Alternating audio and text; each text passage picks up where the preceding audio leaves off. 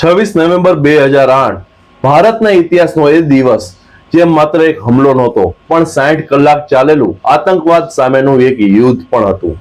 લશ્કરે તાયબાએ 10 હથિયારધારી આતંકીઓને મુંબઈના 6 મોટા સ્થળોને નિશાન બનાવીને મોકલ્યા હતા. Chhatrapati Shivaji Maharaj terminal station, લિયોપોલ્ડ cafe, તાજ હોટલ, ઓબેરાય ટ્રાઇડન્ટ અને નરીમન હાઉસ.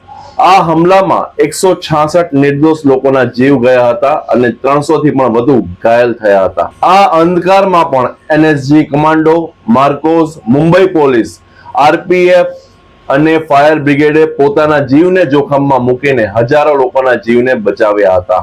આજે 26/11 ઉપર એ નિર્દોષ લોકોને, શહીદોને શ્રદ્ધાંજલિ આપીએ છીએ જેમણે પોતાનો જીવ ગુમાવ્યો છે. આ હુમલો ભારતને તોડી શક્યો નથી કારણ કે આપણો દેશ હિંમતથી, એકતાથી અને બલિદાનથી આજે પણ ઊભો છે. જય હિન્દ.